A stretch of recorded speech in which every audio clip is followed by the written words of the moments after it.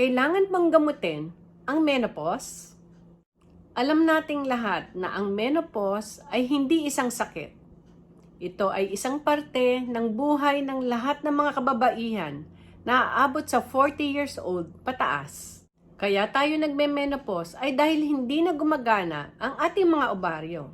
Naubos na ang mga follicles o mga itlog na pinanggagalingan ng mga sex hormones na estrogen at progesterone. Masasabing menopause na tayo kung isang taon na tayong walang regla.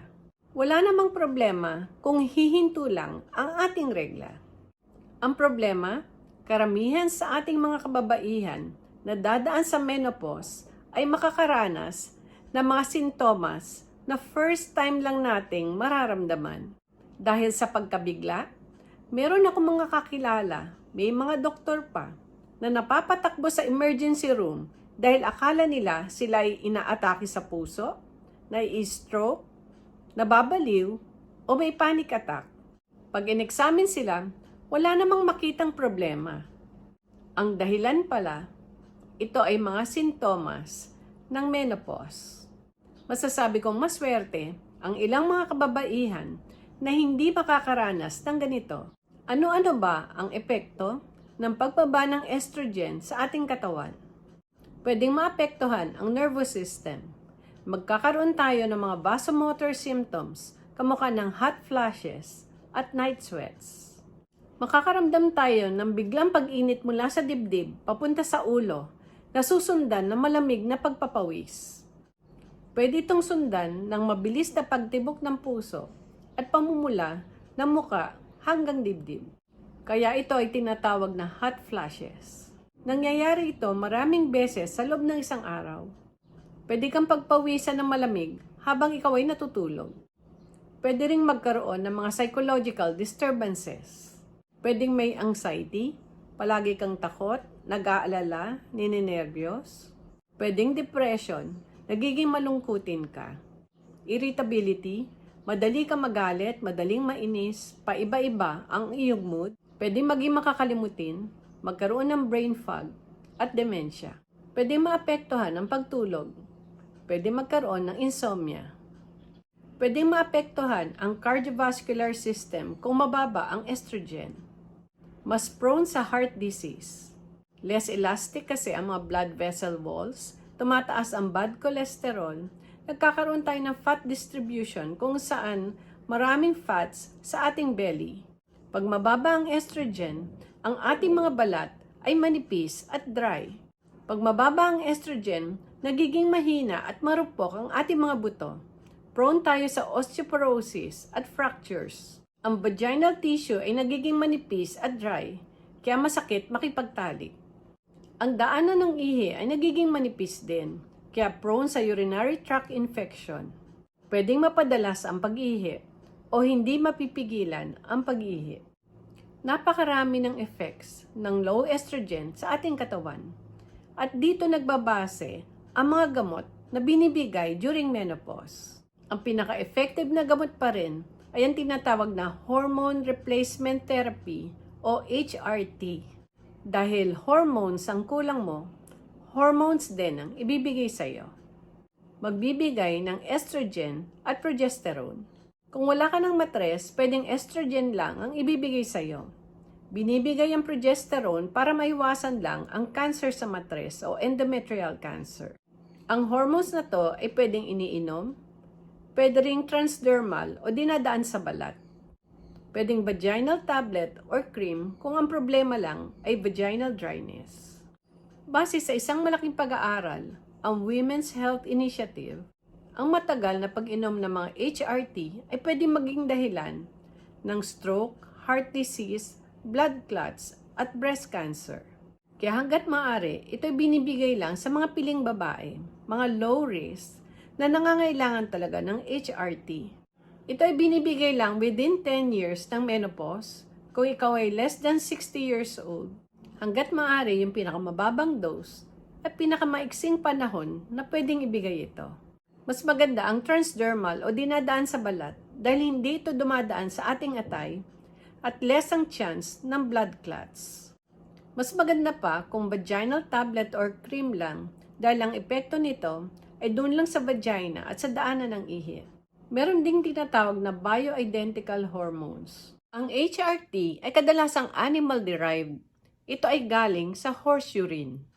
Ang bioidentical hormones ay galing sa plants, kamukha ng soy at yam. Kulang pa ang mga pag-aaral tungkol sa mga bioidentical hormones, kaya mas maganda pa ring ibigay ang HRT. Hindi masasabing safe ang bioidentical hormones. Pareho ang contraindications sa HRT at bioidentical hormones. Parehong bawal ito kung meron kayong history ng breast cancer, endometrial cancer or cancer sa lining ng matres, kung meron kayong active liver or gallbladder disease, kung meron kayong uncontrolled hypertension, kung may history kayo ng blood clots, kung meron kayong undiagnosed abnormal na pagdurugo, kung meron kayong bukol sa matres o ovaryo. Bawal kung may sakit kayo sa puso. Paalala po, huwag kayong iinom o gagamit ng HRT or bioidentical hormones nang hindi ito prescribed ng inyong mga doktor. Parehong pwedeng maging dahilan ito ng stroke, heart disease, heart attack, breast cancer, endometrial cancer, at iba pang mga sakit. Ang problema sa bioidentical hormones, karamihan ay hindi regulated at hindi standard ang dose. Maliban sa HRT, meron ding isang synthetic steroid na pwedeng ibigay sa menopause. Ang pangalan ay Tibolone.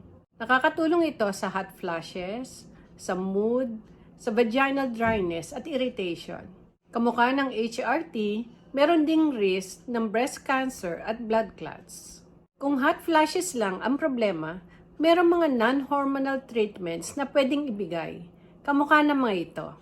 Nandyan ang SSRI, SNRI, gabapentin, oxybutynin, clonidine, at ang pinakabago, fezolinetant.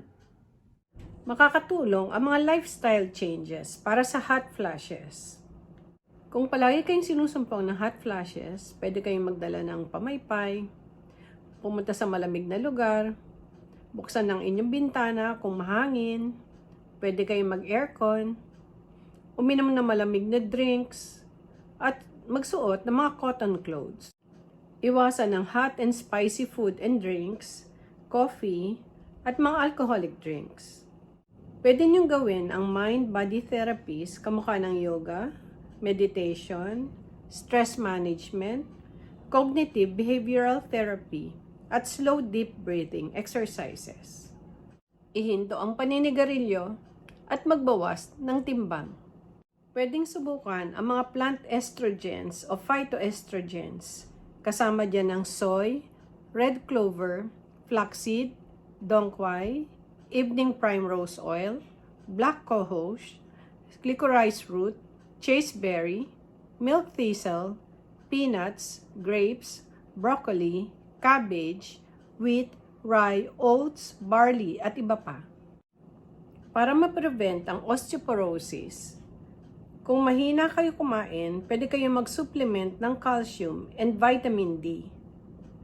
Pwede kayong prescribe ng inyong doktor ng biphosphonates.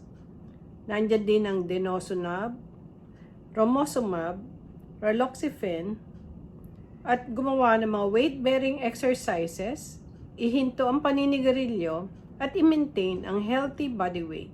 Para sa vaginal dryness, pwede kayong resetahan ng inyong doktor ng vaginal estrogen tablet or vaginal estrogen cream. Pwede rin kayong resetahan ng oral ospemifene. Pwede kayong resetahan ng vaginal prosterone. Pwede kayong gumamit ng vaginal lubricants o kaya vaginal moisturizers. Pwedeng makatulong ang vitamin E, coconut oil, aloe vera, at maging sexually active at mag-regular exercise. Marami namang kababaihan ang hindi nangangailangan ng gamot during menopause. Ang importante lang ay may sapat kayong kaalaman, hindi kayo mabibigla, at hindi kayo mag-aalala.